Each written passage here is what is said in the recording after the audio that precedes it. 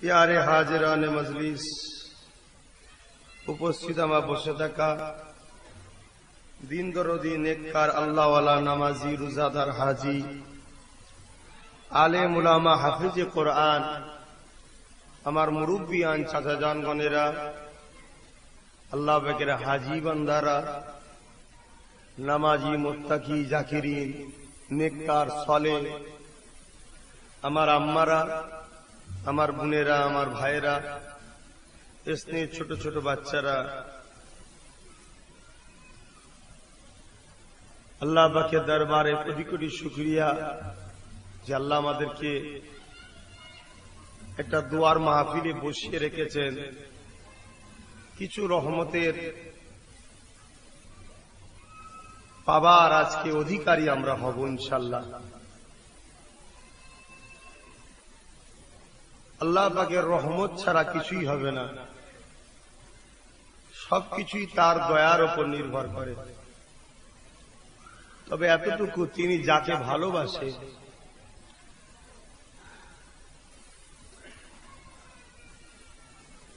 তাকে বড় কষ্টও দেয় পরীক্ষা করার জন্য। আল্লাহ পাক তাহলে কত ভালোবাসে আমাদেরকে। বান্দা অন্যায় করছে, তারপরও আল্লাহ সুযোগ করে দিয়েছে। ছেলেরা, ভাইয়েরা আমার, আম্মারা, বোনেরা আমার, আব্বারা আমার, জীবনে মানুষ মাত্র ভুল হয়, তওবা করুন, আল্লাহ পাকের কাছে কাঁদুন। আল্লাহ নবী জানিয়েছে, দুনিয়ার জমিনে যখন কোন বান্দা বান্দি অন্যায় করে ফেলে, ভুল করে ফেলে, খাতা করে ফেলে, ওই বান্দা তার নিজের ভুলের কথা খেয়াল করে আল্লাহ পাকের কাছে যদি ক্ষমাটা চেয়ে নেয়, আমার আল্লাহ রহমান রহে ওই বান্দার জীবনের সমস্ত গুনাহকে মাফ করে দেয়। এ যুবকেরা, নবী পাকের প্রেমিকেরা, আল্লাহ পাকের দিকে ফিরে আসেন, নিজের দিকে একবার তাকিয়ে দেখেন আল্লাহ কত সুন্দর তোমাকে আমাকে বানিয়েছে গো। একদিন তো দুনিয়ার জমিন থেকে তোমাকে আমাকে সবাইকে যেতে হবে। এই দুটো চোখ কে দিল গো? আল্লাহ পাক দিয়েছে। আল্লাহ অন্ধ করে দেয়নি তোমাকে আমাকে, আমার আল্লাহ দুটো চোখ দিয়েছে। বান্দা এই চোখ দিয়ে আমি আল্লাহ আমার কুদরতকে দেখবে, বান্দা এই দুটো চোখ দিয়ে আমি আল্লাহ আমার কোরআনকে দেখবে, বান্দা এই দুটো চোখ দিয়ে তার বাপ মায়ের মুখকে দেখবে, বান্দা এই দুটো চোখ দিয়ে আমি আল্লাহ পাক আমাকে যারা ভালোবাসে আল্লাহ ওয়ালাদের দিকে তাকিয়ে তাকিয়ে দেখবে। এ যুবকেরা, আব্বারা, তরুণেরা, আমার আল্লাহ দুটো চোখ দিয়েছে তোমাকে আমাকে কানা করেনি, সেই আল্লাহকে তুমি আমি কি দিলাম? কি দিয়েছো বলো? এই দুটো চোখের দাম দিতে পারবে?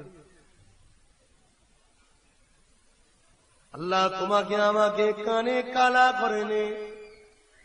যদি কানে কালা করতো তাহলে মা যখন বাবা ছেলে বলে ডাকতো তখন কিন্তু তুমি শুনতে পেতে না। এ যুবকেরা, আব্বারা, আল্লাহ পাক তোমাকে আমাকে কালা করেনি, আল্লাহ পাক তোমাকে আমাকে কানে শুনতে দিয়েছে।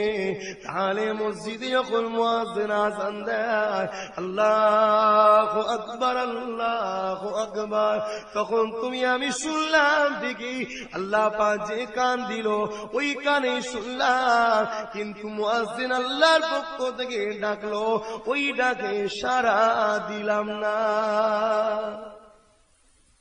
যদি কালা করতো, হে যুবকেরা, আব্বারা, আমার আম্মারা, বোনেরা, পরিবর্তন হওয়ার চেষ্টা করে। আল্লাহ পাক দুটো হাত দিয়েছে, বান্দায় দুই হাত দিয়ে আমি আল্লাহ আমার কাছে দোয়া চাইবে। বান্দা দুই হাত তুলে আমি আল্লাহ আমার কাছে বলবে, ও রব্বি আল্লাহ, আমার এটা লাগবে, আমার ওটা লাগবে, আমি বড় গরিব কষ্টে আছি, আমি বড় বিমারে কষ্ট আছি, আমি বড় দুঃখী আছি, আল্লাহ তুমি আমার দুঃখ মিটিয়ে দাও। বান্দা আমার কাছে হাত তুলে চাইবে, এই হাত দিয়ে বান্দা আমার কোরআনকে ধরবে, এই হাত দিয়ে বান্দা তার বাপ মায়ের খেদমত করবে, এই হাত দিয়ে বান্দা গরিব অসহায়কে দান করবে, এই হাত দিয়ে বান্দা গরিবদেরকে খানা খাবে। এই যুবকের আব্বারা তরুণীরা আমরা আল্লাহ বাহাদুর হাত দিল, সেই আল্লাহর জন্য কি করলাম? আল্লাহ নবী নিজে নূরে জাবানে সাহাবাদেরকে শুনিয়েছেন, এ সাহাবারা, আল্লাহ পাক আমার বান্দার বান্দা বান্দি দিওয়াকে এত মহব্বত করে, এত পিয়ার করে যে বান্দা বান্দি গুনাহ করতে ভালোবাসে। আমার আল্লাহ বান্দা বান্দি গুনাহকে মাফ করতে ভালোবাসে।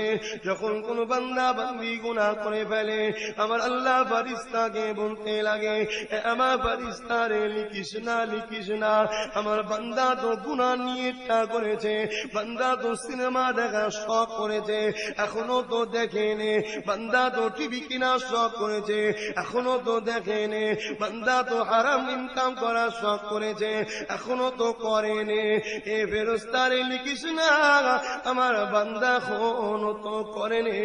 আল্লাহ ফেরেশতারা বলতে লাগে, ও রব্বি আল্লাহ, আপনার বান্দা তো নিয়তটা তো করেছে, ওরে ফেরেশতারে করে ফেলেছে নিয়ত, এখন তো কিন্তু পাপ করেনে, ওকে গুনাহটা লিখিস না রে।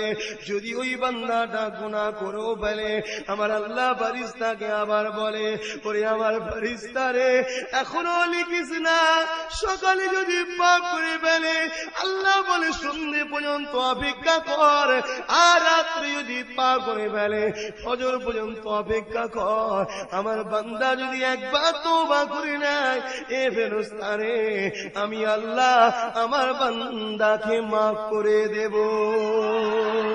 এ যুবকের আব্বারা, সেই আল্লাহকে ভুলে দেখো না গো, যিনি আবার সুখকে কেড়ে নিতে পারে, যিনি সুখ দিয়েছে, কিনা দিয়ে দূরে সরে যেও না গো। এ যুবকের আব্বারা তরুণেরা, আল্লাহ নবী আবার জানিয়ে দিলে, বান্দা বান্দি দিগাকে আল্লাহ কতটা মহব্বত করে। যখন বান্দা কোনো ভালো কাজে নিয়তটা করে, চলো আজকে জলসা হচ্ছে, জলসায় যাব, হয়তো আস্তে আস্তে কোনো জায়গায় দাঁড়িয়ে গেল, আমার আল্লাহ ফেরেশতাকে বলে, এখনো কেন বান্দার নেকি লিখা হলো না? ও আল্লাহ, এখনো তো সে পৌঁছায়নি। এ ফেরেশতা, আমার বান্দা ভালো নিয়ত করেছে, ওতেই আমি আল্লাহ বান্দার উপরে রাজি হয়ে গেছি। আরো জোরে বলুন সুবহান। ফিরে আসো আমার যুবকেরা, ও আমার ভাইরা বোনেরা, ফিরে আসো, আল্লাহ পাকের দিকে ফিরে আসো। এ নওজওয়ানেরা, আল্লাহ নবী একদিন মদিনা নববী শরীফে সাহাবা হুজুর দিওয়াকে নিয়ে নবী আমার হজ করতে লেগেছেন। আল্লাহ নবী হজ করতে করতে করতে এমন করে সার নামাজের পর থেকে জলসা শুরু করেছে। নবী আমার তাহাজ্জুদের ওয়াক্ত এসে গেছে, নবী আমার হজকে বন্ধ করে দিলে।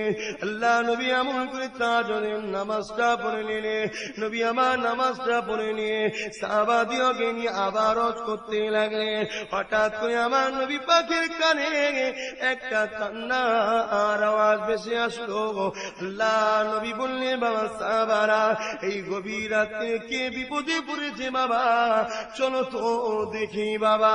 এই যুবকেরা, আব্বারা, তরুণেরা, তোমার নিজের মায়ের ছেলে নয় তো কি হয়েছে, তোমার নিজের চাচা নয় তো কি হয়েছে, তোমার এলাকায় কেউ যদি বিপদে পড়ে, তার পাশে দাঁড়ানো, এটা হবে আমার নবী পাকের সুন্নাহ।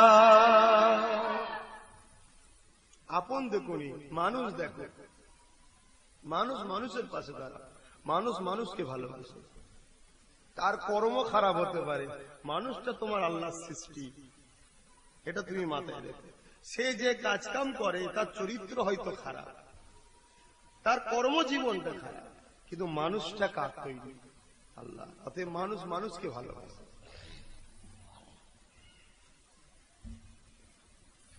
মুসলমান ঘরের ছেলেমেয়েরা, আব্বারা, তরুণেরা, এ নবী পাকের প্রেমিকেরা, আল্লাহ নবী সাহাবাদেরকে নিয়ে বাইরে বেরোলেন। নবী আমার বাইরে বেরিয়ে আল্লাহ নবী সাহাবাদেরকে বলতে লাগলেন, এ বাবা সাহাবারা, এই যে কান্নাটা দেখছো বাবা, এই কান্নাটা একটা মহিলার গলার আওয়াজ মনে হচ্ছে বাবা। চলো বাবা খোঁজ নি বাবা, কে বিপদে পড়লো বাবা। আল্লাহ নবী সাহাবাদেরকে নিয়ে নবী রাহমাতুল লিল আলামিন নবী আমার এক মহিলা ঘরের ভেতরতে আওয়াজটা আসছে। ওই দরজা গোড়ায় দাঁড়িয়ে গিয়ে আল্লাহ নবী বলেছিলেন, মা কে মা, কেন কাঁদেন মা, কি হয়েছে মা? ওই সময় মহিলাটা ঘরের ভেতরতে আওয়াজ দিয়েছিলেন, আপনি কে, আপনার পরিচয়টা বলুন। আল্লাহ নবী বাইরে থেকে বলেছিলেন, মা আমি এতিম নবী মুহাম্মদ। ওই সময় দরজাটা খুলে দিয়েছিল, দরজাটা খুলে দিয়ে বলেছিল, ইয়া রাসূলুল্লাহ হাবিবাল্লাহ, হুজুর আমাকে মাফ করে দিন, ক্ষমা করে দিন। আপনি শিক্ষা দিয়েছেন নারীরা বিনা ইজাজত ছাড়া, জিজ্ঞাসা ছাড়া দরজা খুলবে না। ইয়া রাসূলুল্লাহ হাবিবাল্লাহ, আমার স্বামী না, আমি একা, মারা গেছে স্বামী, আমার একটা ছোট্ট বাচ্চা আছে। মা বলো তো কি জন্য কাঁদতেছিলে? ওই মহিলাটা বলতে লেগেছে, ইয়া রাসূলুল্লাহ হাবিবাল্লাহ, আমার স্বামী মারা গেছে, বড় গরিবী সংসার, আমার মতো কিছু না। ইয়া রাসূলুল্লাহ হাবিবাল্লাহ, আমার বাচ্চা যখনই খিদা লাগে কাঁদে, আমি মা বাচ্চারা দেখে কি তুলে দেবো, দিবার কিছু নাই।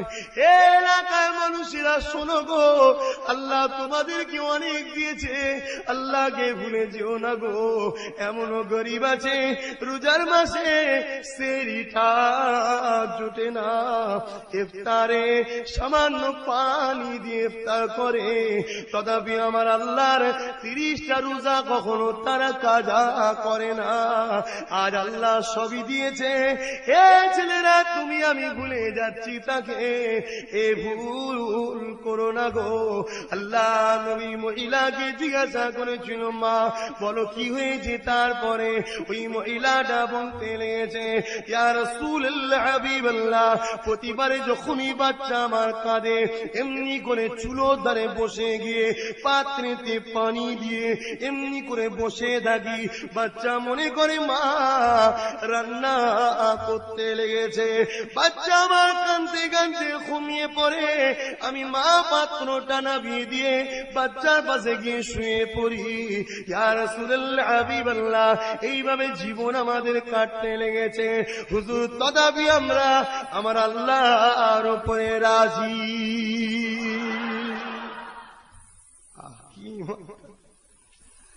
তাদের কি ঈমান! একটু কষ্ট হলে আল্লাহ সহ্য করতে পারি না। আল্লাহ নবী জানিয়ে দেন, আল্লাহ এত দয়ালু, দুনিয়ার জমিনে বান্দা বান্দীরা গুনাহ করতে ভালোবাসে, আমার আল্লাহ পাক এত দয়ালু, বান্দা বান্দীদের গুনাহ খাতাকে আল্লাহ পাক মাফ করতে ভালোবাসে।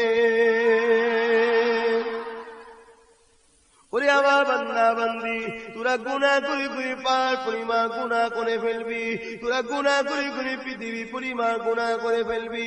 ওরে আমার বান্দা বান্দি রে, 1 বছর ধরে গুনাহ করবি, 2 বছর ধরে গুনাহ করবি, 10 বছর ধরে গুনাহ করবি, 20 বছর ধরে গুনাহ করবি।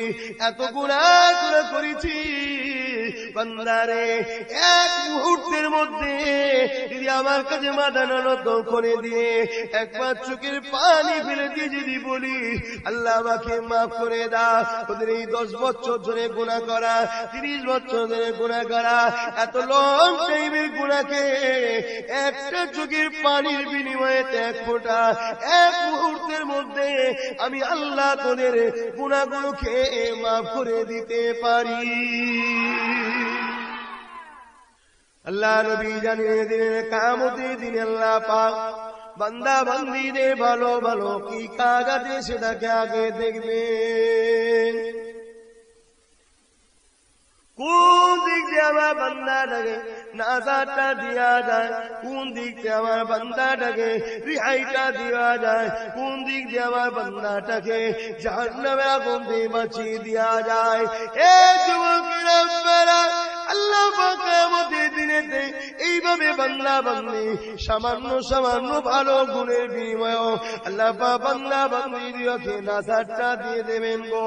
কিয়ামতের দিনেতে একটা বান্দাকে উঠানো হবে, যে বান্দার আমলনামাটা দেখতে লাগবে, ওই আমলনামা যখন দেখানো হবে ওই বান্দা বলতে লাগবে ও রাব্বি আল্লাহ আপনি আমার আমলনামা দেখবেন না, আল্লাহ পাক আমার আমলনামাতে অন্যায় পাপ আর গুনাহ রয়েছে, আল্লাহ পাক আপনি সবার কাছে আমাকে অপমান করবেন না, আপনি আমাকে গোপনে গোপনে জাহান্নামে আল্লাহ আপনি পাঠিয়ে দিন।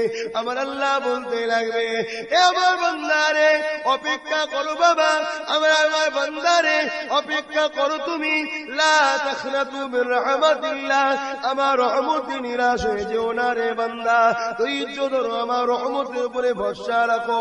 বান্দা তোমার আমলনামাটা দেখি আল্লাহ পাক কুদরতি ভাবে ওই বান্দার আমলনামা দেখতে থাকবে, ওই বান্দার আমলনামায় পাপ আর পাপ, অন্যায় আর অন্যায়, গুনাহ আর গুনাহ পাবে। বান্দার আমলনামা দেখতে দেখতে দেখা যাবে শুধুমাত্র একটা ভালো নেকির কাজ পাওয়া যাবে, ওই ভালো কাজটার বিনিময়ে আল্লাহ পাক খুশি হয়ে যে ওই বান্দাটাকে নাজাত দিয়ে দেবে। এ যুবকেরা ওই বান্দার আমলনামা কি ভালো কাজ সেদিন দেখতে পাবে, ওই বান্দার আমলনামাতে শুধুমাত্র একটা ভালো কাজ দেখতে পাবে, ওই ভালো কাজটা হলো এটাই, প্রচন্ড গরমের সময়তে এক আল্লাহ পাকের সৃষ্টি মখলুক জন্তু এমন করে পানির পিপাসাতে প্রচন্ড রোদে জিভটা তার বেরিয়ে যাবে, আরে পানির পিপাসাটা লেগেছে, আল্লাহর মখলুকের উপরে দয়া হয়ে ওই বান্দাটা ওই মখলুকটাকে ছায়াতে নিয়ে যে বেঁধে তাকে পানি পান করাবে। এই যে সামান্যটুকু একটা কাজ, কিন্তু আমার আল্লাহ পাকের কাছে অনেক বড় গো।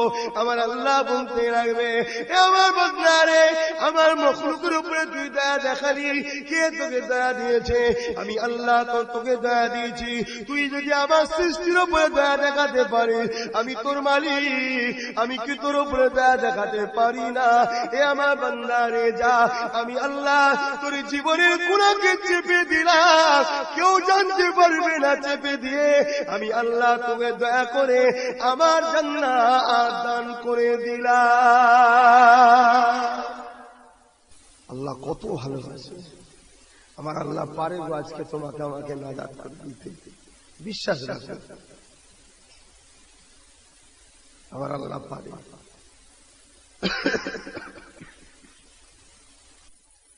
মুসলমানের ছেলেমেয়েরা, আব্বারা, তরুণেরা, দুনিয়াটা দুদিনের গো, কোন রকম ভাবে আল্লাহ পাকের কাছে চোখের পানি ফেলে কেঁদে দোয়া চাও, আল্লাহ পাক যেন কখনো কারো কাছে হাত না পাততে হয়। দুবেলা দুমুঠো পেট ভরে খাবেন, পরনার একটু কাপড়টা দেবে, বাচ্চাদের মুখে খাবারটা তুলে দিবার মতো আল্লাহ আমাকে তৌফিকটা দেবে। এ ছেলেরা, যুবকেরা, এতটুকু দোয়া দুনিয়ার জন্য চাও, এর থেকে বেশি দুনিয়াতে আশা করো না। কিন্তু দেখা যাবে আল্লাহ আপনাকে পরীক্ষা করার জন্য অনেক ধন দৌলত দেবে, অনেক টাকা পয়সা দেবে, অনেক সম্পত্তি দেবে। এ বান্দা তুই তো চেয়েছিলি সামান্য, আমি দিয়েছি তোকে অনেক। বান্দারে আল্লাহ যদি অনেকটা দেয়, যদি তুমি চালাক হও, তুমি যদি প্রকৃত বুঝদার হও, আল্লাহ পাকে দিবা ধন দৌলত একটা বড় নিয়ামত গো। এই নিয়ামতের বিনিময়ে আখিরাতে আল্লাহ পাকের সঙ্গে ব্যবসা করতে লেগে যাও, হয়তো অবাক হয়ে যাবেন আল্লাহ পাকের সঙ্গে ব্যবসা কেমন করে। ব্যবসা কাকে বলে?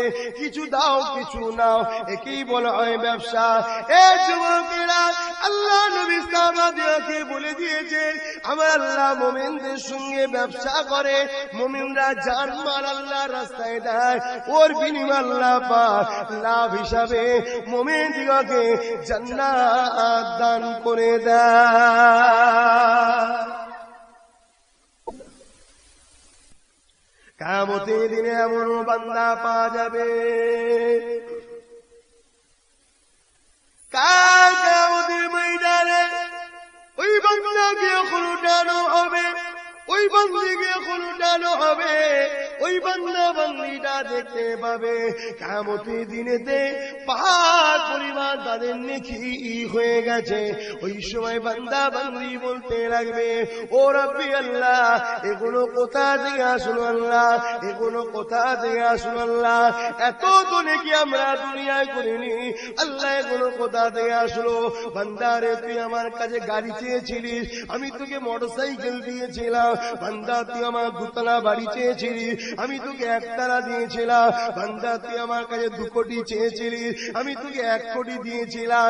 এই যে বাকি বাকি একতলা একটা গাড়ি 1 কোটি টাকা, এগুলো বান্দারে তোকে আমি ফিরিয়ে দিইনি, তোর দোয়াটা কবুলি করেছিলাম রে বান্দা, দুনিয়ার জমিনে না দিয়ে বাকিটা অংশ আজ কিয়ামতের দিনেতে তোর জন্য রেখে দিয়েছি।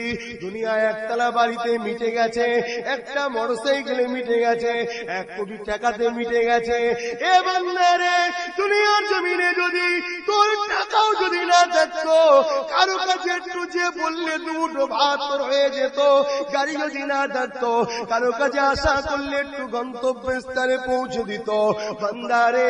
কিন্তু আজকে ময়দানে মাশরে কেউ তোর হবে না রে, কেউ তোর পাশে দাঁড়াবে না রে। কিন্তু আমি তোকে ভালোবাসি বলে দুনিয়ার জমিনে সব দিই না রে। আরে আমার বান্দা বোঝে কম, আমি আল্লাহ কিন্তু তোকে ভালোবাসি, তাই তোর জন্য পরকালও রেখে দিয়েছিলাম। বান্দারে, আজ সেইগুলো নিয়ে যা তুই, এর বিনিময়ে আমার দয়ার জান্নাতে চলে যা। এ ছেলেরা, যুবকেরা, আমার আল্লাহ পাক তোকে 1 কোটি চাইলে 10 কোটি দেয়। বান্দারে, তোর প্রয়োজন ছিল 1 কোটি, 9 কোটি তোকে বাড়তি দিয়েছি। এর মানে বান্দা, এই টাকাগুলো নিজের মনে করিস না রে, এটা তোকে দিয়েছি ভালোবেসে। এর বিনিময়ে তুই গরিবকে দে, গরিবকে যখন দিবি তার বিনিময়ে পরকালে তোর জান্নাত হবে। এবার তুই এতিমকে দিবি, এতিম দিকে দিবার মানে পরকালে তোর জান্নাত হবে। এমন করে তুই মসজিদে দিবি, পরকালে আমি আল্লাহ তোকে আমার জান্নাতে ঘর দেবো। এ যুবকেরা, আপনারা দুদিনের দুনিয়ার জন্য আখিরাতকে ভুলে যাবেন না। চালাক তো সে হবে কমাটাকে ছেড়ে দিয়ে দামিটাকে ধরবে, বোকা তো সে হবে অপেক্ষা করবে না, ধৈর্য হারা হবে না, সামনে যেটা এসছে ধরে নি। কিন্তু ধরে নিবার পরে তোমার যখন নাম্বার চেঞ্জ হয়ে গেল, এবারে সাইড হয়ে গেল, দ্বিতীয় লোকের নাম্বার রয়েছে, তখন দেখা যাচ্ছে দামিটা এসেছে। এ যুবকেরা, আপনারা তুমি আমি আজকে ব্যবসা করে আখিরাতের বিনিময়েতে দুনিয়াকে বিক্রি করে দাও আল্লাহ পাকের আখিরাতকে পাবার আশায়। মুসলমান ছেলে মেয়েরা, আপনারা তরুণেরা, এই মাসে দেখে এসেছিল। আজ থেকে ১,৫০০ বছর আগে পৃথিবীর জমিনটা যখন অশান্তি দাবানলে দাও দাও করে জ্বলছিল, আজ যেমন তার কিছু একটা শুরু হয়েছে। এ যুবকেরা, আব্বারা, তরুণেরা, এর থেকে ১০০০ গুণ বেশি ১,৫০০ বছর আগে পৃথিবীর জমিনে অশান্তি দাবানল জ্বলতে ছিল। মা তার ইজ্জতকে ছেলের হাতে বাজাতে পারছিল না, বাপ তার ইজ্জতকে নিজের ছেলের হাতে বাজাতে পারছিল না, বেটি তার ইজ্জতকে নিজের বাপের হাতে বাজাতে পারছিল না। নারীগুলো বাঁচার স্বাধীনতা নিজের বাপের কাছ থেকে পাচ্ছিল না। বাপগুলো মেয়েগুলোকে জন্তু পুঁতে দিচ্ছিল, মেয়েগুলোকে এমন করে হত্যা করছিল, ছেলেগুলো মায়ের ইজ্জত লুটে নিচ্ছিল। এ যুবকেরা, পৃথিবীর চরিত্র ছিল নারী মানে শুধুমাত্র ব্যবহারে জেনে, নারীদের কোনো মর্যাদা ছিল না। এ যুবকেরা, আব্বারা, তরুণেরা, গরিবদের বাঁচা স্বাধীনতা ছিল না। ধনীরা গরিবদেরকে গোলাম বানিয়ে, দাসী বানিয়ে তাদেরকে বাজারে বিক্রি করে দিত। আজ যেমন বাজারে জীব জন্তু বিক্রি হয়, মানুষ নিয়ে যে জবাই করে খেয়ে নেয়, সেই দিন নিয়ে যে জবাই করে খেত না ঠিকই, কিন্তু তারা জীব জন্তুর সঙ্গে যেমন ব্যবহার করা হয় তার থেকেও নোংরা ব্যবহার করে তাদের ইজ্জত শোষণ করত। তাদের দ্বারা মাঠে যেমন গরু দিয়ে নাগল দেওয়া হয়, এইভাবে তাদের উপরে অত্যাচার জুলুম করে খাটানো হতো। পৃথিবী দাউ দাউ করে চলছে অশান্তির দাবানলে, শান্তি শান্তি শান্তি শান্তি শান্তি শান্তি। এ ছেলেরা শান্তি শান্তির জন্য পৃথিবী তালাশ করে রয়েছে। ওই সময়তে সৃষ্টিকর্তা মানুষকে শান্তির রাস্তা দেখাবার জন্য ইসলাম এসেছে। সালাম থেকে ইসলাম, অর্থাৎ শান্তি শান্তি শান্তি। এ দুনিয়া মানুষেরা, তোদের প্রভু আমি তোদের শান্তির জন্য সর্বশ্রেষ্ঠ নবী করে, রসুল করে, রাহমাতাল লিল আলামিন করে, শান্তির প্রতিষ্ঠাতা করে আমার বন্ধু মুহাম্মদকে তোদের কাছে পাঠিয়ে দিয়েছিলাম। এই মাসে দিয়েছিল। তিনি এসে মানুষকে বলছে, শান্তি চাও, আমান চাও, সুখ চাও, মা বাপের ইজ্জত চাও, তুমি বাঁচতে চাও? হ্যাঁ চাই। মোহাম্মদ রসুল বলল, সৃষ্টিকর্তা সংবিধান মানো, অর্থাৎ কোরআন। জোরে বলুন সুবহানাল্লাহ। আর কোরআন বুঝতে পারছো না, তার জন্য আমাকে পাঠিয়েছে। আমি হলাম কোরআনের প্র্যাকটিক্যাল, আমি যা করেছি সব কোরআন অনুযায়ী করছি। কানা খুলুকুল্লাহুল কোরআন। আম্মা জান আয়েশা বলছেন, আমার নবীর চরিত্র মোবারকটাই হলো কোরআন। জোরে বলুন সুবহানাল্লাহ। আজ তোমাদেরকে জিজ্ঞেস করছি, শান্তি চাও? এই কথা বলো। ইজ্জত চাও? মাথা তুলে বাঁচতে চাও? নবী মুহাম্মাদের অনুসরণ করে কোরআন সুন্নাহ মেনে চলো, শান্তি পাবে। বাপেরা, আব্বারা, নওজওয়ানেরা, ও নবী পাকের প্রেমিকেরা, লড়াই করে কখনো ইসলাম ফতেহ হয়নি। তাই তোমাদেরকে বলে দিয়ে যায়, একতা করতেছি লড়াই করার জন্য নয়, তাহলে শুনি ভুল বুঝা হবে। কেননা লড়াই দ্বারা অন্য ধর্ম প্রতিষ্ঠিত করা যেতে পারে, ইসলাম কখনো লড়াই দ্বারা প্রতিষ্ঠিত হয়নি। তবে ইতিহাস সাক্ষী দিয়েছে, যখন ইসলামের উপরে আঘাত করেছে বাতিলরা, যখন ইসলামের উপরে অত্যাচার করেছে বাতিলরা, যেমন আজকে আমার দেশে লড়াই করতে চাইছে ইসলামের বিরুদ্ধে, বিজেপির মাদককৃত আরএসএস বলে দল রয়েছে, হিন্দু সংহতি বলে রয়েছে, বজরং বলি বলে রয়েছে, এই সব দলগুলো আজকে ইসলামের বিরুদ্ধে লড়াই করছে, মুসলমানদেরকে মারার হুঙ্কার দিচ্ছে। এদের যারা পার্টির মেম্বার রয়েছে, এই সব দলে যারা যোগ দিয়েছে, এই সব ছেলেগুলোকে জিজ্ঞাসা করো, হারা ভাই কেন তুই ইসলামকে মিটাতে চাইছি? তুই কি নিজে ইসলাম সম্বন্ধে পড়েছি? তুই কি নিজে ইসলাম সম্বন্ধে জানি? সে বলবে না, জানি না। কি বলবে? তাহলে কেন মারছিস? না, শুনেছি মুসলমানরা নাকি এই করে, এই করে, এই করে, এই করে, এই করে, এই করে। কি করে? বলছে লাভ জিহাদ করে। আমাদের ঘরের মেয়েগুলোকে বুঝিয়ে বাজিয়ে লাভ জিহাদ করছে। এই কথা শুনছেন? আমার আওয়াজ খারাপ, মন খারাপ। ছেলেরা, যুবকেরা, ইসলামকে বাঁচাবার দরকার আছে না নাই? আওয়াজটাই আছে না নাই? কাল ইসলামকে বাঁচাতে গেলে AK-47 তো লাগবে, তরোয়াল লাগবে, বোম লাগবে। লাগবে কি? জোরে বলুন লাগবে, জোরে বলুন লাগবে, লাগবে। কেন সমাজে তো দেখা যায় একদল লোকেরা কাঁধে তরোয়াল নিয়ে, প্রকাশ্য বন্দুক নিয়ে স্লোগান দিচ্ছে ভারতের বুকেতে তারা নাকি ধর্ম বাঁচাবার ঠিকা নিয়েছে। এ কোন ধর্ম? যে ধর্ম বাঁচাতে গেলে নাকি তরোয়াল লাগে, যে ধর্ম বাঁচাতে নাকি AK-47 লাগে। এ কোন ধর্ম? এ কি গুন্ডারাজ ধর্ম? এই ছেলেরা, যুবকেরা, আব্বারা। তবে ইসলামকে বাঁচাতে গেলে একটা জিনিস লাগবে। আপনারা কি দিতে পারবেন? বলুন, দিতে পারবেন? এই আওয়াজ দিন, দিতে পারবেন? ইসলামকে বাঁচাতে গেলে একটা জিনিস লাগবে, দিতে পারবেন? বলুন, দিতে পারবেন? ওটা হলো কি? নিজেদের ঘরে আল্লাহ নবীর রঙে রঙিন করে তুলতে হবে। যদি প্রকৃত ইসলামকে বাঁচাতে চাও, সন্দেহ হয়ে যাবে এক্ষুনি, ওই করি আমি। বাপেরা, আপনারা, নওজওয়ানেরা, এখন আমি যেটা বলতে চাইছিলাম, ইসলামকে বাঁচাবার দরকার প্রত্যেকের আছে না নাই? যদি বলেন আমি তো মাওলানা নয়, তুমি তো মুসলমান না, আমি তো হাফেজ নয়, আরে তুমি তো নবীর উম্মত, আমি তো ইমাম নয়, আরে তুমি তো নবীর উম্মত। এ যুবকেরা, প্রত্যেকেরই দরকার ইসলামকে বাঁচাবার আছে। এ ছেলেরা, যুবকেরা, ইসলামকে বাঁচাতে গেলে সর্বপ্রথম নিজেদের ঘরে নবীর আখলাকে, নিজেদের জীবনটাকে বাস্তবায়ন করতে হবে।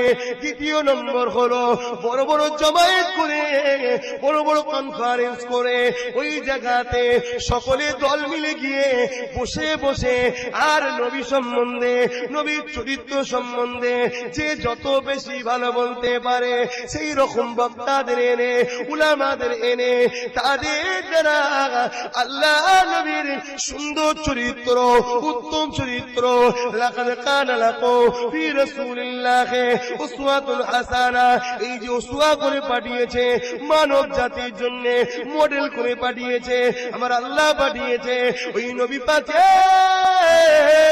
সুন্দর চরিত্র গুলোকে তুলে ধরা। যেমন আজ থেকে ১৫০০ বছর আগে আবু জেহেল আমার নবী সম্বন্ধে জনগণকে ভুল বুঝিয়েছিল, যাদের ব্রেন টস করিয়েছিল, তারা আমার নবীকে গাল দিত। যখন তারা আমার নবী সত্য সম্বন্ধে জানলো, তারা আমার নবীর পাশে এসে একটা দুটো নয়, ওমর ফারুকের মতো মানুষ তৈরি হয়ে গেল।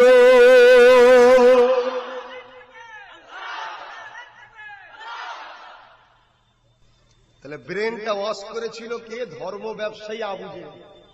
আবু জেহেল ছিল ধর্ম ব্যবসায়ী, জানেন তো নাকি? ও ব্রেন ওয়াশ করছিল কেন? ও ভয় খাচ্ছিল যে মুহাম্মদ সাল্লাল্লাহু আলাইহি ওয়াসাল্লামের দিকে সবাই যদি চলে যায়, তাহলে আমার এই নোংরা ধর্ম, নারী ব্যবসা ধর্ম, শরীর শোষণ করা ধর্ম, গুন্ডাগিরি ধর্ম, যেমন আজকে আমার দেশে যোগী আক্কা গুন্ডা, খারাপ লাগছে?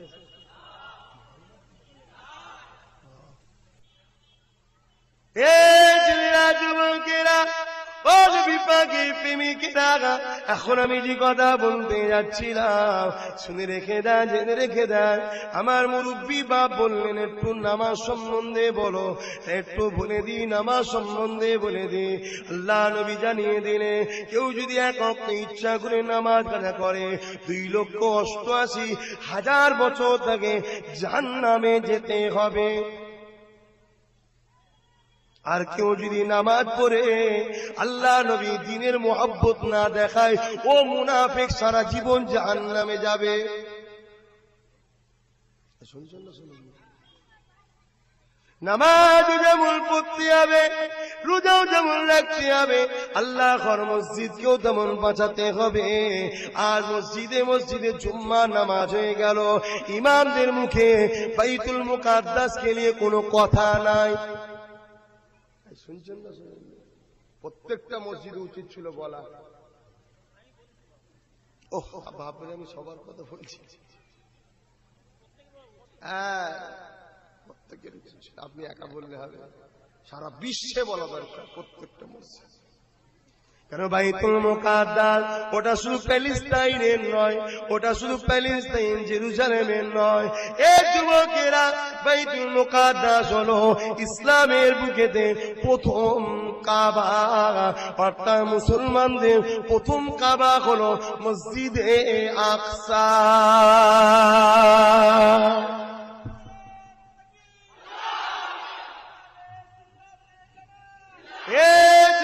যুবকেরা, মসজিদ আকসার দিকে সবাই কিবলা বানিয়ে আল্লাহকে সিজদা করত। আমার নবী পাক দ্বিতীয় হিজরিতে যখন আল্লাহ পাকের কাছে ইরাদা করলেন, দোয়া চাইলেন, আমার আল্লাহ পাক তখন মসজিদ হারামাইন শরীফকে পৃথিবীর মানুষদের জন্য কিবলা বানিয়ে দিলেন।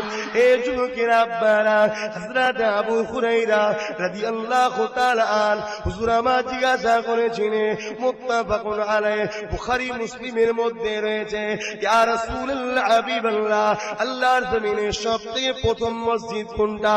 আল্লাহ নবী বলেছিলেন, কাবা মসজিদে হারামাইন শরীফ হলো পৃথিবীর বুকে সর্বপ্রথম মসজিদ। ইয়া রাসূলুল্লাহ, হাবিবাল্লাহ, দ্বিতীয় মসজিদ কোন মসজিদটা? আল্লাহ নবী জানিয়ে দিয়েছিলেন, মসজিদ আকসা। ইয়া রাসূলুল্লাহ, হাবিবাল্লাহ, এই দুই মসজিদের মধ্যে ব্যবধান কত দিনের? আল্লাহ নবী বলেছিলেন 40 বছরের ব্যবধান। এই ছেলেরা, যুবকেরা, তাহলে আজকে শুধু প্যালেস্টাইনের নয়, মসজিদ আকসা হলো পৃথিবীর 180 কোটি মুসলমানের, 180 কোটি মুসলমানের উচিত হলো নিজেদের বুকের রক্তকে দিয়ে আল্লাহর ঘরকে বাঁচাতে হবে। এই ছেলেরা, যুবকেরা, যারা বাঁচাবার জন্য তৈরি হবে, আমার আল্লাহ পাক তিনি পারেন গো তিনার ঘরকে বাঁচাতে। কিন্তু যারা বাঁচাবার জন্য দরদ দেখাবে, তৈরি হবে, প্রতিবাদ দেখাবে, আমার আল্লাহ দয়াময় তিনি তিনাদের ঘরে, তোরা আমার ঘর বাঁচাতে চেয়েছিলি, আর তোদেরকে আমি আল্লাহ দয়ার রহমতে জান্নাত দিয়ে দিলাম। এই যুবকেরা, আব্বারা, তরুণেরা, আল্লাহ নবীর একটা সন্তান নাম তিনার ইব্রাহিম, ছোট্টবেলায় জানটা কাফ হয়ে গেল। হযরত ইব্রাহিমকে যখন আল্লাহ নবী দাফন করতে গেলে, কাফন করিয়ে যখন স্থাপন করতে গেলে, আল্লাহ নবী বলেছিল, আমি নবী শেষ নবী, আল্লাহ পাক আমার আওলাদকে রাখলো না। যদি আমার আওলাদ থাকতো, নবীর আওলাদ নবী হবে, এটা নবীর জন্য আরো শান মর্যাদা, আর আমার আওলাদ নবী হবে না, এটা কি করে হতে পারে? কিন্তু আমার থেকে রিসালাতের দরজা বন্ধ, নবুয়তের দরজা বন্ধ। তে আমার বাচ্চা ইব্রাহিমকে তুলে নিল।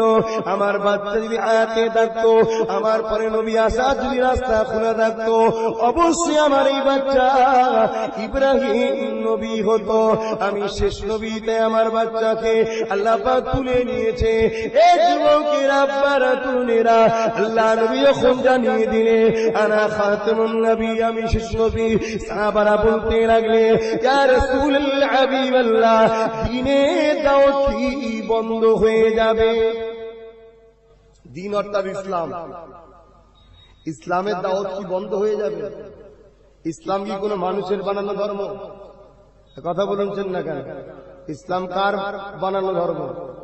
আল্লাহ, আল্লাহর মনোনীত, আল্লাহর হুকুম, আল্লাহর আদেশ নিষেধ, এটাই হলো ইসলাম। বাপেরা, আব্বারা, নজওয়ান তরুণেরা, হালকা বয়সী যুবক ছেলে, কাজ কাম নিয়ে ব্যস্তর মধ্যে রয়েছ, তোমরা দিনের সম্বন্ধে হয়তো জানো না, মসজিদে গেছো নামাজ পড়তে। এ যুবকেরা, আব্বারা, তরুণেরা, এবারে মসজিদে বেরিয়ে আমি তোমার কাজে ব্যস্ত হবে। কেউ তোমাকে বললো বসে যাও, দিনের কথা হবে, স্বাভাবিক তুমি বসবে না? বসবে না। কেউ কি ইসলামকে অমান্য করে? ভাই, আম ছেলে বসে কে দিনের দাওয়াত দিচ্ছে?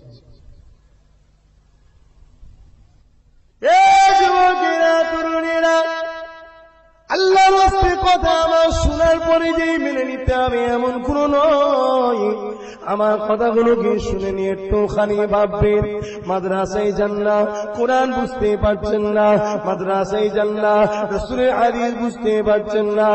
এখন আমি যদি হাদিসটাকে কোরআন বলি, কোরআনটাকে হাদিস বলি, তাও আপনারা কিছুই বুঝতে পারবেন না।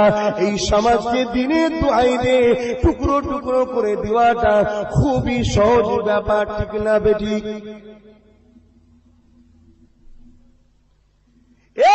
যুবকেরা, আপনারা তরুণীরা, কিন্তু আল্লাহ একটা সাধারণ জ্ঞান দিয়েছে। সেই সাধারণ জ্ঞানটা কি? এই করোনা, লক্ষ্য করোনা মানুষ, তোমাদের এলাকায় আল্লাহ দিন ছিল না, মসজিদ ছিল না, মাথায় টুপি ছিল না, মুখে দাড়ি ছিল না, পরনায় জুব্বা ছিল না, মহিলারা সিঁদুর দিয়ে বেড়াতো, ঘরে ঘরে মনসা ঠাকুরের পূজা হতো, দেব দেবীর পুরো টাঙিয়ে রাখতো। তোমার করোনা জমিনে একজন মানুষ বিদেশ থেকে এসে, হাজি মানুষ এসে, নামাজি মোত্তাকি মানুষ এসে, সে তোমাদের করোনা গ্রামেতে এইভাবে শিক্ষা দিল। বাবারা, এমন করে সিঁদুর পড়তে নে, ধুতি পড়তে নে, নামের আগে সিঁড়ি লিখতে নে, নামের আগে মোহাম্মদ লেখো, আল্লাহর ঘর তৈরি করো, এ ঘরগুলোতে তোমরা শোবে, এ ঘরে তোমরা রান্না করবে, এ ঘরেতে তোমরা খাবে, এ ঘরেতে তোমরা জীবন যাপন করবে। আল্লাহর ঘর তৈরি করো, যার নাম তোমরা মসজিদ দেবে, যার নাম তোমরা বাইতুল্লাহ দেবে। মসজিদ অর্থাৎ সিজদার জায়গা, মসজিদ কা মানা সিজদা কা জায়গা। এই যুবকেরা, ওই মানুষটা দুনিয়ার জমিনে এসে তোমাদের পুরোনা মানুষকে ঘর বানানো শেখালো, আল্লাহর ঘর করা শেখালো, মাদ্রাসা তৈরি করা শেখালো। সবাই এখানে শিক্ষা অর্জন করবে, একটা একটা পাঠ পাঠ পাঠ আল্লাহ নবীর দ্বীন ইসলামের শিক্ষা দিয়ে গেল। 100 বছর চলে গেল, নতুন করে কেউ তোমার কাছে এসে বলল এখনো সব ভুল হয়েছে বাবা, নতুন করে করতে হবে। এখন আমি জিজ্ঞাসা করি, আপনি যে দেব দেবীর পূজা করতেন, তার থেকে যে আপনাকে এক আল্লাহকে চিনালো, সেই লোকটাকে তোমাকে ভুল শিখিয়েছিল, এখন যে দিনের মধ্যে নতুন করে তোমাদের মধ্যে ফিতনা লাগাতে চাইছে, ওই ব্যক্তিটা কি ঠিক বলছে? তোমার বিবেককে একবার প্রশ্ন করা দরকার আছে না নাই?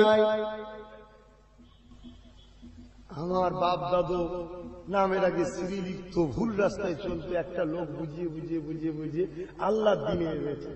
আমরা 100 বছর ধরে সব মিলেমিশে গ্রামে আছি। সেই লোকটা যা শিখিয়েছে তার উপরে নতুন করে এখন আব্বাস সিদ্দিকী দেশে বলে এগুলো সব ভুল হয়ে গেছে, তোমাদের ঘরে এই করতে হবে।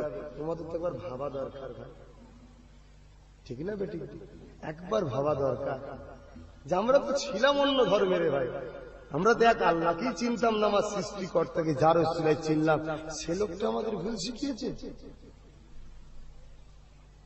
আমরা কত সুন্দর মিলেমিশে শান্তিতে আছি, গ্রামের দুটো ছেলের জন্য গ্রামটাকে অশান্তি হচ্ছে। সবাইকে একটু ভাবা দরকার, বিশেষ করে এলাকার মোড়ল মাতব্বর যারা আছে তাদের একটু ভাবা দরকার যে কি হতে চাইছে। যুবকেরা, তরুণীরা, সাথে সাথে আমি এটা বলে দিয়ে যাই, আল্লাহ নবীকে সাহাবারা জিজ্ঞাসা করেছিলেন, ইয়া রাসূলুল্লাহ, হাবিবাল্লাহ, কিরা কারা হবে, কারা দিনের দাওয়াত দেবে? আল্লাহ নবী আবার বলেছেন, বাবারা, বনী ইসরাইল কওমের মধ্যে 72 দলে বিভক্ত হয়ে গেছে বাবা। আমার উম্মতি দাবিদারদের মধ্যে থেকে 73 দলে বিভক্ত হবে। 73-এর 72 জাহান্নামে যাবে, একটি মাত্র জান্নাতে যাবে। এই বছরে কোটি কোটি লোক হজ করতে গেছে, সবাই জান্নাতে যাবে না গো, সব হাজিরা জান্নাতে যাবে না গো। কেননা ওই যে পাথরটা দেখেছে হাজারে আসওয়াদ, এই হাজারে আসওয়াদে চুমা দিবা মানে গুনাহ মাফ হয়ে যায়, এটা সবার জন্য নয় গো। যে হাজারে আসওয়াদে মুমিন বান্দা চুমা দেবে, আল্লাহ পাক ওই মুমিনের গুনাহকে মাফ করে দেবে।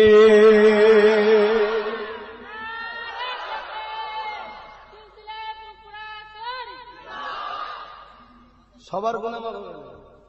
আবু জেহেল চলে দিয়েছে, আবু জেহেল তো পুরো কাবা দখল করলে বসছে, ঠিক না বেটি? কি গো মামা বলবেন তো? আবু জেহেল তো পুরো কাবার মালিক হয়ে গেছিল,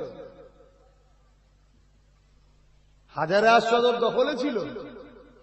হদ্দ চুমু খাওয়া খেয়েছে, কি হয়েছে? আজও 2.5-3 লাখ টাকা খরচ করে যাচ্ছে চুমু খাওয়ার জন্য, জান দিয়া দিয়ে করছে।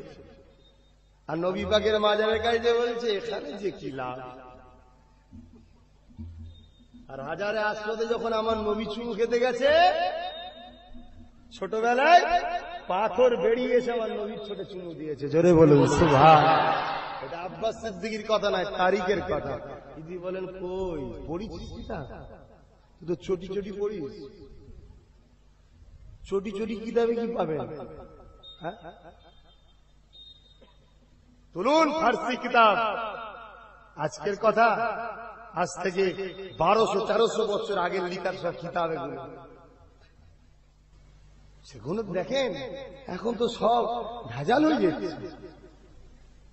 ছোটি ছোটি বই এখন হাতে হাতে সব ধরিয়ে দিচ্ছে, আর আমরা ফ্রিতে পেয়ে পড়ে দিচ্ছি। সব উল্টো পাল্টা, একদিন ভুল করেছি, আর ঠিক করে কি করি বাবা, যাওয়ার তো সময় হয়ে গেছে।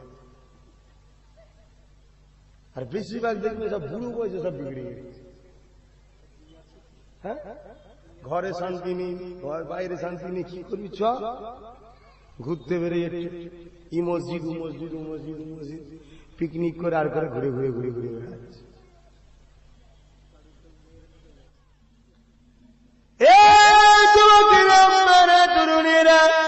ভালোবাসাটাই বোঝাতে চাইছি, আল্লাহ যাকে যার জন্য সিলেক্টেড করেছে তাকে তাকে মেনে নিতে হবে। আজকে তোমার বাপকে আল্লাহ তোমার জন্য বাপ হিসাবে সিলেক্টেড করেছে। এখন তোমার বাপ কালো বলে ফর্সা অন্যর বাপটাকে বাপ বলবে, এটা কখনো ঠিক নয়। ঠিক না বেটি? ওর জ্ঞানটা খুব ভালো যে ওটা আমার বাপ নয় না, ফর্সা মধ্যে আব্বা, ওর বেলায় হুঁশ আছে ভালো। আল্লাহ তোমার মাকে যে মা করেছে, কানা হোক, খোড়া হোক, হুগড়া হোক, ভুবা হোক, তোমার মা, ঠিক না বেটি? অন্য সুন্দর মুখ দেখে মা বলবে নাকি? ওর বেলায় হুঁশ সব ঠিক আছে।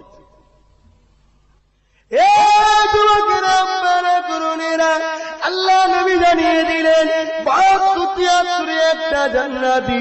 সাহাবারা বললেন কোন দলটা জান্নাতি? আল্লাহ নবী বলেছেন বাবা সাহাবারা, যে দলে তুমি আছো, যে দলে আমি আছি, আর আমার সাহাবারা রয়েছে, ওই দলটা হলো জান্নাতি। এ যুবকেরা, তরুণেরা, আমার আবু বকরের নসবনামা খুলে দেখো, রক্তের দিক দিয়ে একটা সাহাবী পাওয়া যাচ্ছে, যিনি আবু বকর সিদ্দিক, আল্লাহ নবীর শ্বশুর। আর একটা দিক দিয়ে পীর মুরিদি, কে কার কাছ থেকে বায়াত, কে কার কাছ থেকে শিক্ষা নিয়েছে, কে কার কাছে বায়াত হয়েছে। এই দিকে আমাদের আরেকটা সম্পর্ক যাচ্ছে, যার সম্বন্ধে আল্লাহ নবী বলেছে আমি রাসূল হলাম ইলমের শহর, আলী হল ইলমের দরজা। ওই আলীর সাথে আমার আবু বকরের বায়াতের সিলসিলা। দুদিকে রয়েছে দুটো, এক জামাই আর এক শ্বশুর। শুনছেন তোমার ভাইরা? খারাপ দিচ্ছেন না, আপনাদের ভালোর জন্য বুঝাচ্ছি, আমার জন্য নয়, আমার জন্য নয়। আমার সামনে যদি কেউ আকাশে উড়ে উড়ে বলে আবু বকর মিথ্যা, তাও আমি বলবো আবু বকর জিন্দাবাদ। কেন? আমার কোরআন বুঝিয়ে দিয়েছে আবু বকর ছাড়া তোর নাজাত নেই, আমার রাসূল বুঝিয়ে দিয়েছে আবু বকর ছাড়া তোর নাজাত নেই। এ বাংলার মানুষেরা, তোমাদের কোন আজকে বলে দিয়ে যায়, এ বাংলার জমিনে যেদিন ধুতি পরে ঘুরে বেড়াতো, এ বাংলার জমিনে যেদিন টুপি ছিল না গো, এ যুবকেরা, তখন তুমি আমি দুনিয়ায় ছিলাম না, তখন তুমি আমি রুহের মাকামে ছিলাম। এ ছেলেরা, তাই আজকে তোমরা বুঝতে পারছো না, নতুন নতুন নতুন দেখে ছুটে পালাচ্ছ। কিন্তু যেদিন তোমার আমার বাপ-দাদাদের কাছে ইসলাম বলে কিছু ছিল না, এই যে মসজিদ দেখছেন, কত বয়স, কত বয়স?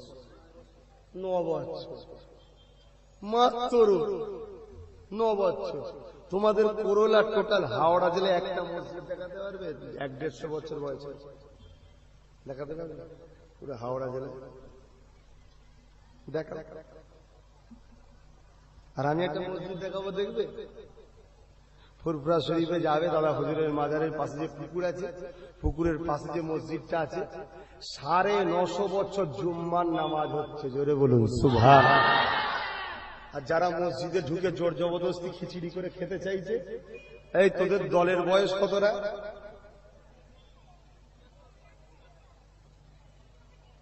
1940।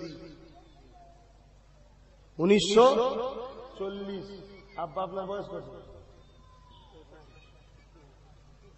65। এখানে কেউ 80 বছরের নেই? কে বাদ? আপনার থেকেও তো দলের বয়স কম। কথা বুঝছেন না?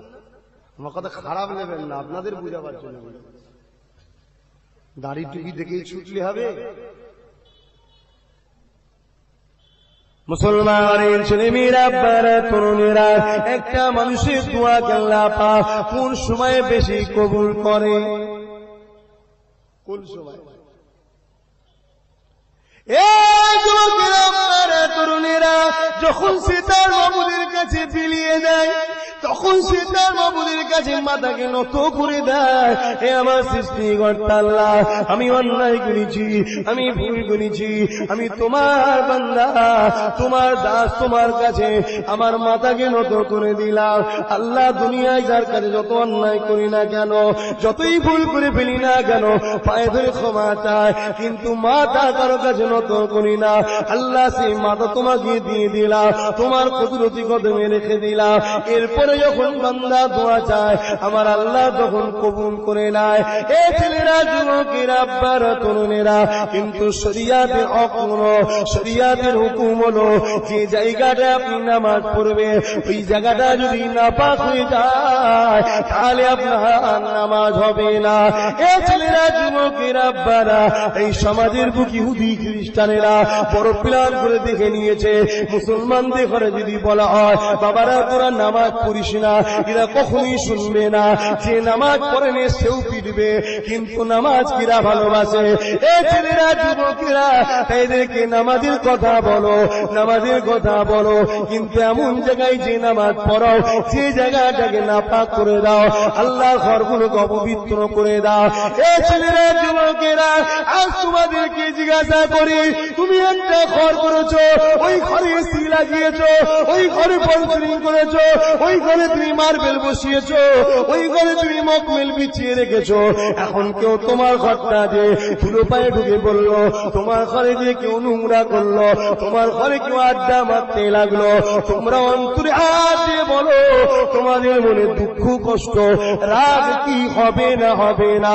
যদি তোমাদের হয়ে থাকে, আল্লাহর ঘর নামাজ ছাড়া অন্য কোনো কাজে যদি ব্যবহার হয়, অন্য কোনো কাজে যদি আড্ডা দেওয়া হয়, অন্য কোনো কাজে যদি গল্প করা হয়, রাত্রি যদি ঘুমিয়ে ঘুমিয়ে কাটানো হয়, এ ছেলেরা, যুবকেরা, আব্বারা, শুনে রেখে দাও, আমার আল্লাহ তোমার গ্রামবাসীর উপরে নারাজ হবে। এই গ্রামবাসী, তোর গ্রামেতে আমার মসজিদ বেউজ্জতি, তোর গ্রামেতে আমার ঘর বেউজ্জতি, যখন বিপদ আল্লাহ দেবে, পুরো গ্রামবাসীর উপরে বিপদ আসবে। দুজন ভুল করবে আর সবাই বিপদ ভোগ করবো কেন ভাই? ঠিক না বেঠিক? আর বিশেষ করে যারা মসজিদ কমিটি আছেন, কারা তো আমি জানি না ভাই, জানতেও চাই না। কিয়ামতের দিন তো আল্লাহ এগিয়ে ধরবে। মসজিদের সেক্রেটারি হয়েছিল, সভাপতি হয়েছিল, আমার ঘর হিফাজত করতে পারুনি, কে আমি জানি না, জানতেও চাই না। আমি দায়িত্ব বোঝাবে, আমি বলে যাচ্ছি, উচিত আপনাদের যে জান দিয়ে দেবো, আল্লাহর ঘর বেউজ্জতি হতে দেবো না। ঠিক না বেটি? আসেন ভাই, একটু নবীকে সালাম দেবো, তার আগে একটু সালাম দেবো, এই দোয়া করবো, তার আগে সালাম দেবো। সালাম বসে দেন না, দাঁড়িয়ে দেন। নবী সালাম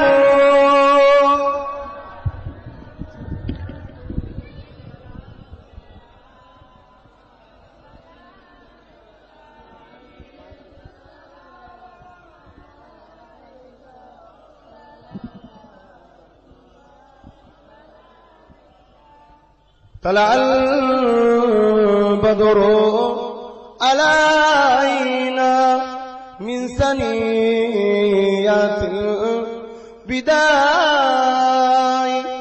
وجب الشكر علينا ما دعا لله أعدائي يا نبي سلام يا رسول سلام يا حبيب سلام صلوات الله